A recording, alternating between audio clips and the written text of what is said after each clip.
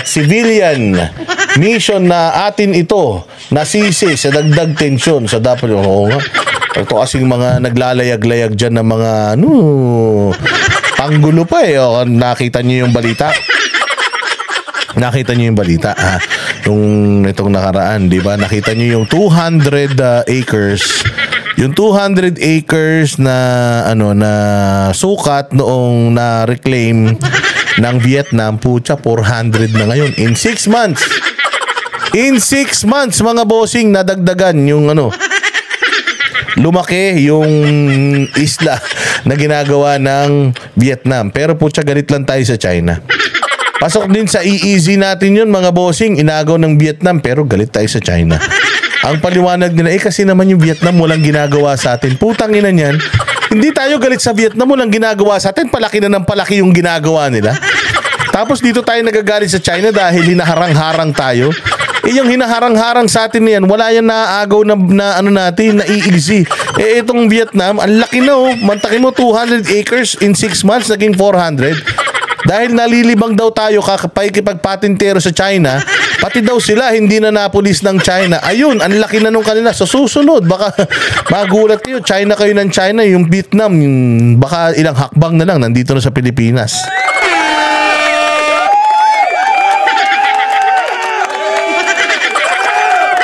Hindi ba? Walang hiya. Sabi ang tanong ko, boss, asan yung video? Sabi sa June daw ilalabas. June na ngayon eh. Di ba? June June 10 na. Matatapos na yung June. Putaragis yan. Magjo-July na. Ano na? Asan na yung video? Hindi ko nga alam. Antayin din natin. Baka sakaling ilabas nila yan. May video, may blue folder, may picture. Merong ang dami. Live siya today. May ini-interview si Agent JM. No, puta siya na nag-i-interview, palakpakan. Testa Club. Maraming salamat sa iyo, Testa Club, ha. Mabuhay ka. So si JM, si Jonathan Morales, meron na siyang ini-interview na OFW. Palakpakan natin si Jonathan Morales. Isa na po siyang ganap na promote na po siya. From PDEA agent, ngayon po siya isang vlogger at nag-i-interview na po siya sa kanyang channel. Mabuhay ka. Testa Club, thank you very much, ha. Mabuhay ka, Testa Club. Good morning sa dyan sa Amerika. O sige na, panoorin natin to. Tapos mamaya pupunta ako doon kay Jonathan Morales para makapanood ako ng magandang interviewhan niya. O sige, ito na. Pasok. Sama ng loob ang isang mangingisda mula sa Zambales kaugnay ng tumitinding tensyon sa Scarborough Shoal. Ayon sa kanya, ang mga media na nagpupunta doon, pati na ang civilian mission na Atin Ito Coalition ay hindi naman nakakatulong, bagkus panggulo lang sa kanilang kabuhayan doon. Narito ang balita ni Val Divina Gracia. Mas lalo umanong naging pahirap ngayon para sa mga mangingisda mula sa Zambales ang pagpunta sa Scarborough Shoal kung saan sila nakakahuli ng mas maraming isda. Sa panayam ng SMNI News kay Anthony Collado, mangingisda sa West Philippine Sea, kung dati-rati ay nakararating pa sila malapit sa Scarborough Shoal, ngayon anya ay hinaharang na sila. This is really true, ha? Kasi sabi ko nga sa inyo, ang problema kasi natin dito is whether we can sail dyan at mangisda or not. Pag hindi tayo nakapangisda dyan, napakalaking problema yan. Ang daming apektado dyan. Ngayon, meron pa ako nakikita isang video na may isa pang babaeng lukaret. Pumunta doon sa isla, nagwagay-way ng bandila doon. Putangin na yan, trending na siya. Ang tanong, pag wagay-way ba niya ng bandila doon, atin na ba yun? Nagkaroon ba ng mega mall doon? Nagkaroon ba tayo ng bahay doon? Wala naman. Putang ina nyo. Pinapalalanan nyo yung sitwasyon dyan. Hindi naman kayo na mga problema. Sa tuwing gumagawa kayo ng mga kabulastugan dyan, ang nahihirapan yung mga mangingisda natin. Kaya kayo naman mga taga-Sambales, pagka may mga ganyan dyan sa inyo maglalayag mula dyan sa pampang nyo, palubugin nyo na yung mga bangka ng mga hayop na yan.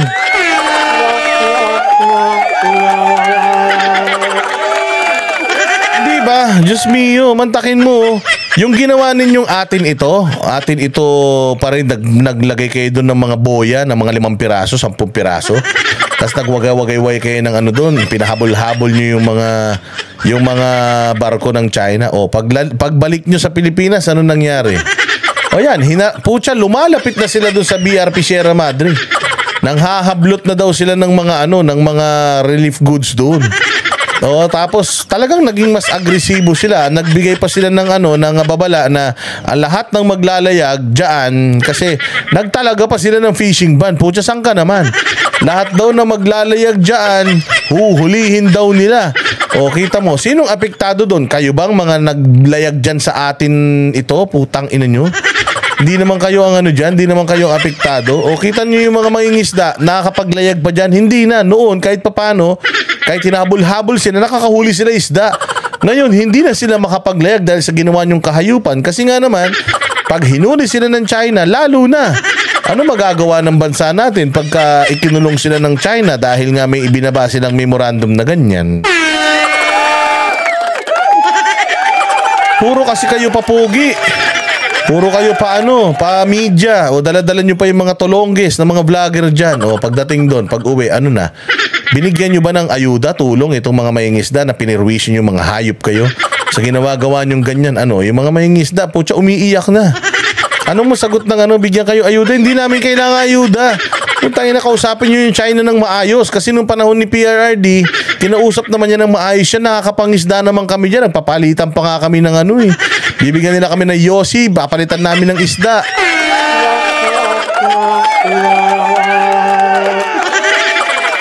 Walang hiya naman talaga, Ang pasalamat lang nito na kahit pinapaalis sila ay hindi naman sila ginagamitan ng dahas. Sinisi naman ni Collado ang mga media na nagtutungo sa pinag-aagawang teritoryo at pinapamalita ang ginagawa umanong pangharas ng China. Dahil aniya dito, silang mas mahihirapan. Kagaya ng mga maliliit na mga media, panggulo lang yan sila Hindi nila alam yung mga nasasagasaan nila sa ginagawa nila. Kami mga maliliit na mangingisda, kami yung nasasagasaan, kami yung nandoon. Hindi naman, wala naman sila doon Kami ang nandoon. Ayun, that's exactly what I'm talking about. Itong mga punyetang media na to, meron lang silang makontent. Itong mga vlogger na to, may content lang. Itong Gabriela ba yan? Di pala, yung kay Akbayan, yung kay Risa Ontiveros.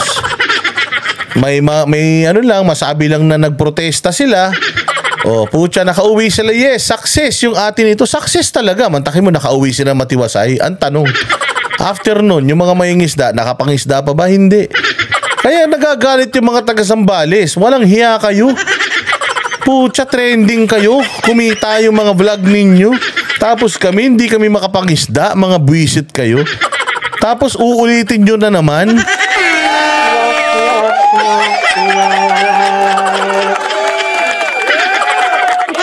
Oh, putragis talaga tong mga to, sa totoo lang. Salot ng mga media talaga natin Itong mga aktivista, mga sweetik. Sabi ko, buti sana kung ang nagprotesta dyan, mga mangingisda. Putang ina, nagprotesta, estudyante. Anong gagawin nyo sa South China Sea, mga tarantado kayo?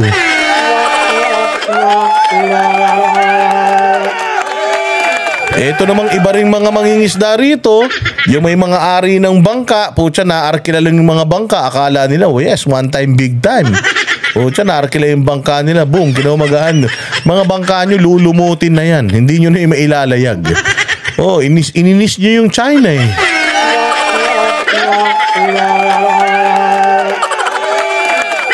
Makikipag-asaran tayo, hindi naman natin kaya. Oh, tapos ang apektado, nasan yung mga nagpunta dyan? Andun, sa mga bahay nila, sa mga condominium nila, kukuya-kuya-kuy. Oh, ito sila kuya. Tangina niyan. Naglayag na naman yung mga tarantado, hindi na naman tayo makapangisda. O dati daw, lang sila, tinataboy-taboy lang sila, okay lang. Kasi kahit tabuyin ka, nakakuha ka ng isda, okay na ngayon, as in, talagang di ka makapaglayag dahil huhulihin ka Anong sabi ng gobyerno? Sige lang. Hindi totoo yan, mamangka kayo. Puta, pag nahuli sila, patay na. O, yari ka. Oh, anak ng pating talaga Wala na talaga, kahit mapapamura ka talaga mahal na nung isda. Buti nila, pinadalan ako ni Mayor Basti ng isda.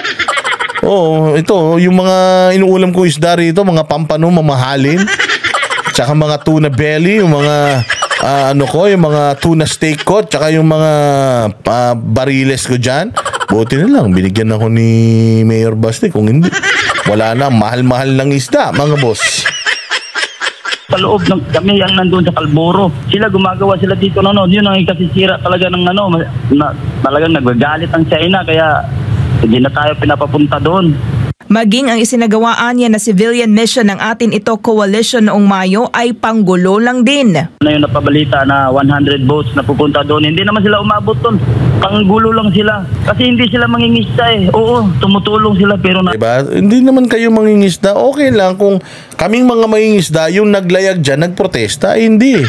Tanginan nyo, mga estudyante kayo, mga reporter kayo, vlogger kayo ng mga tanga.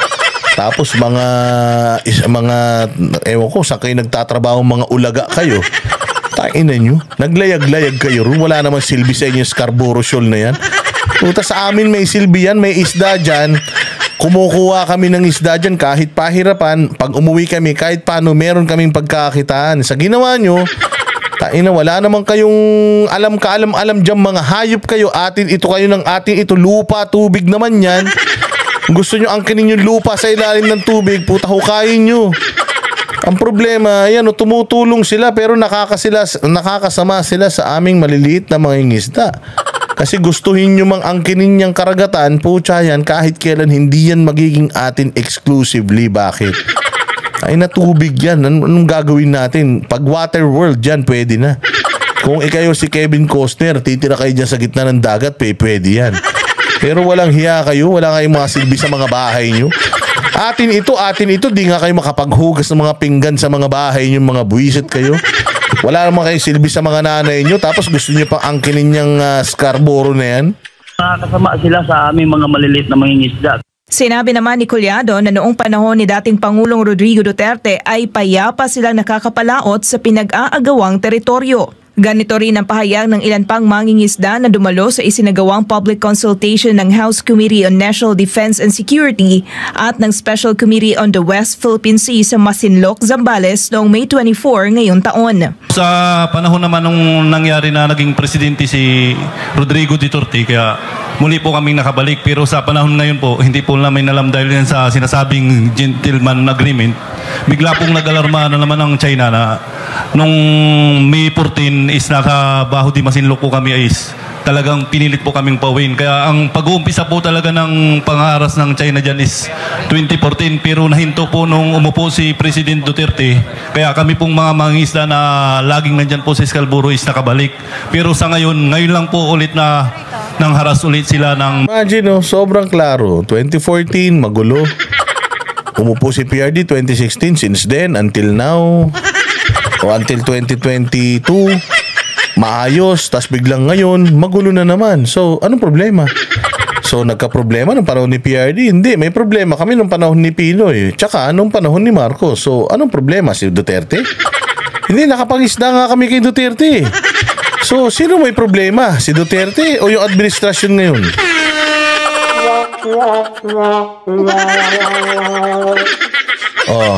Sagutin natin si Evelyn Hata. Boss Dada, ano bang problema mo kay Morales? Ikaw, anong problema mo? Evelyn Hata, may problema ka ba kay Morales? Anong problema mo kay Morales?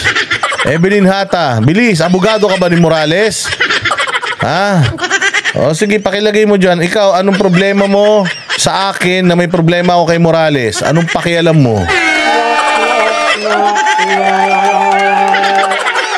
Oy, Evelyn! Bida-bida ka, ang dami mo pang question mark. Isa-isa lang gamit ng question mark, baka maubos yan. Nagpunta ako ng National Bookstore, nauubos na yung question mark dahil sa'yo.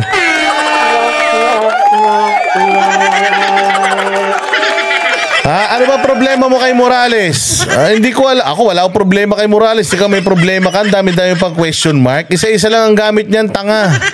Isang question mark lang pag nagtatanong ka. Wala pong question na madaming question mark o gag. Evelyn, nasan ka na? Kahit magsumbong ka kay Morales, baka pag-umpugin ko pa kayong dalawa.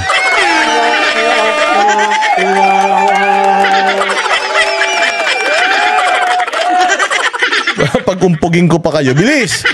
Ano na? Wala na? Tingnan nyo ha. Pupunta kayo rito, kala nyo matatapang kayo, mga hinayo pa kayo ha. Kailangan may magawa, may mangyari dyan sa mga pinagagawa ni Morales. Pag wala nangyari dyan, babanatan ko talaga siya. Manood ka na dun, bilis. May ini-interview daw siyang OFW. Baka mag-OFW na yan. Oo.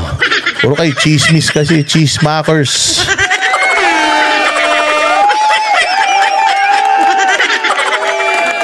Wag na yung chismis na chismis. Pupunta kayo rito. Kala nyo, tatapang nyo ha. Bababuhin ko kayo dito. Maniwala kayo.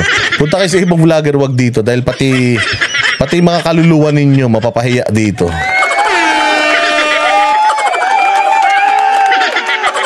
Puta yun na. Pinagawa nyo na ba na ribulto yan? Ha? Kailan titigas yung ribultong pinagawa nyo dyan? Baka mamaya yung ribulto nyan, kailangan mas malaki doon sa ribulto ng Mega Mall ha. Bayani na daw yan eh. Bayani na daw yan eh. Sige, diretso natin. Papansin no? Ha? Ano problema mo? Ha? Ang daming question mark. Tanga. Isa lang, pwede na yun, boba.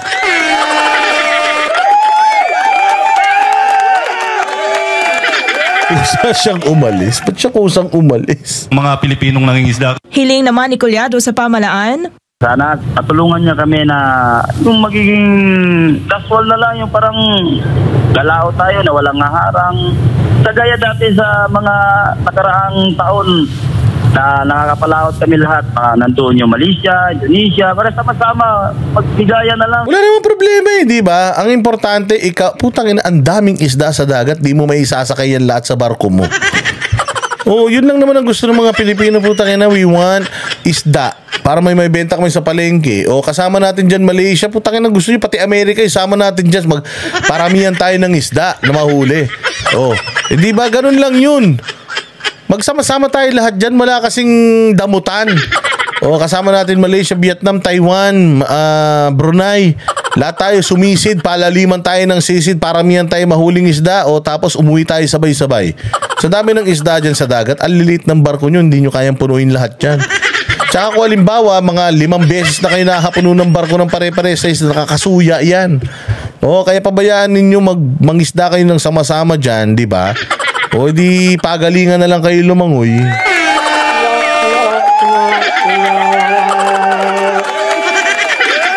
Karen, sabi ni Karen, Boss Dada, be a gentleman. I am a gentle person. I'm gentleman. I only hate corruption and stupidity in the government. But if pupunta dito yung mga fan ng kabilang mga kampo tapos mag-iinarte dito, I am telling you, mas pa ako. Mas bastos pa ako sa bastos. Bait-bait ko, di ba? Bait-bait ko eh. Yung mga malalambot ang puso, wag na manood dito. Dahil pag malalambot ang puso ninyo, naku po, masasaktan kayo talaga rito. Ganun yan. Hindi ba? Sige, diretso. Imbis din anya na kalabanin ng China ay makipag-ayos na lang daw ang ating bansa upang hindi sila maipit sa tensyon.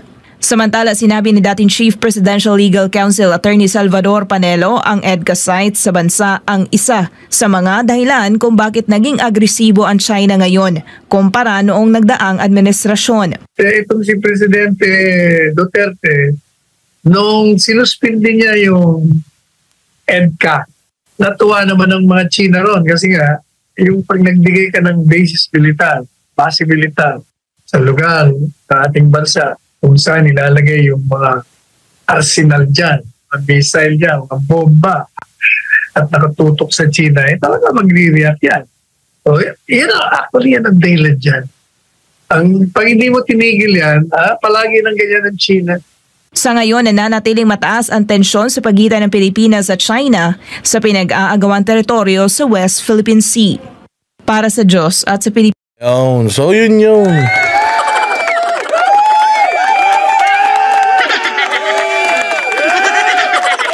ganun talaga yun mga bossing. So, ang China, sa sobrang laki niyan, sobrang lakas niyan, katulad ng sinasabi ko sa inyo, even if hindi natin tangkilikin yung Chinese products, a fraction lang ng ekonomiya nila yung maapektuhan. Pero kung tayo ang tatablahin ng China pagdating sa, kung magsasara ng pintuan ng China sa atin pagdating sa ekonomiya, lubog talaga tayo mga bossing.